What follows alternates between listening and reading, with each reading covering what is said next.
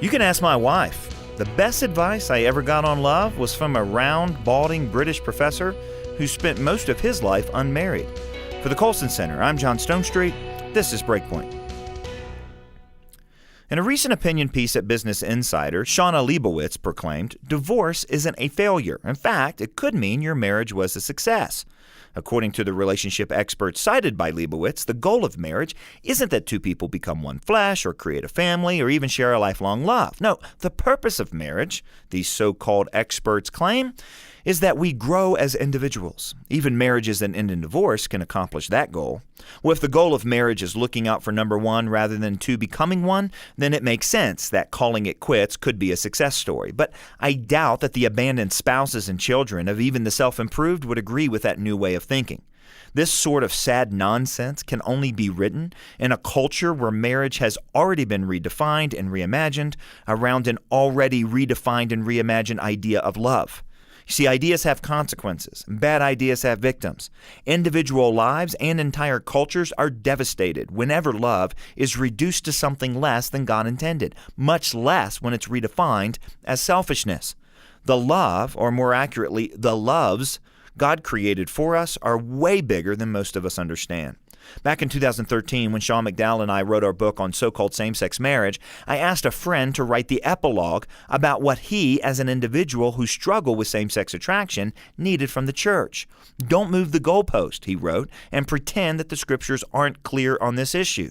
But, he added, if we are going to ask gays and lesbians to forego sexual intimacy, which we should, we must not withhold friendship and family from them. Well, behind his remarks is C.S. Lewis's life-changing book, The Four Loves, a book I think is more relevant now than ever.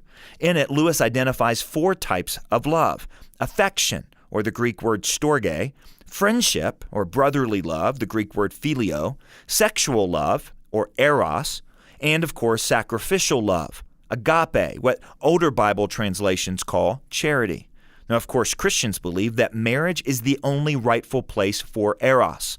But Lewis also makes clear that affection, friendship, and especially sacrificial love, the kind Paul talks about in 1 Corinthians 13, should define all of our relationships, including and especially marriage. And see, this is why pornography is so devastating. Beneath this cultural epidemic is a terrible misdefinition of eros, which not only twists inward the good God-given eros that can define marital relationships, but it corrupts all the other loves as well.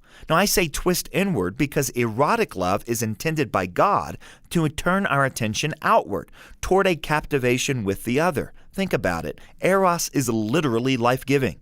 It's what creates babies and families. Thus, it can be said that erotic love is personal, but it's far from private.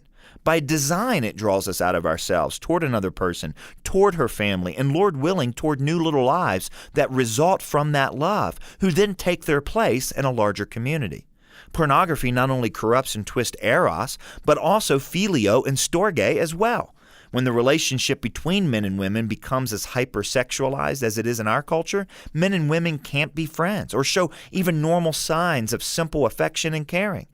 In fact, today, even the relationship between men and women have been hypersexualized, which places a queer question mark over normal, healthy, same-sex friendships that should be based on phileo and storge. Reorienting sexual love so that it serves both phileo and storge and is sanctified by agape, as Scripture teaches, isn't just a recipe for a joyful and long-lasting marriage. It's a recipe for healthy communities, healthy families, and healthy friendships. Not to mention, it aims for things so much higher than personal growth.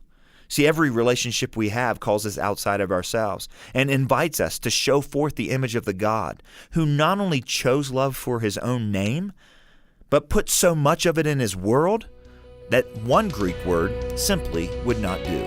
For Breakpoint, I'm John Stonestreet.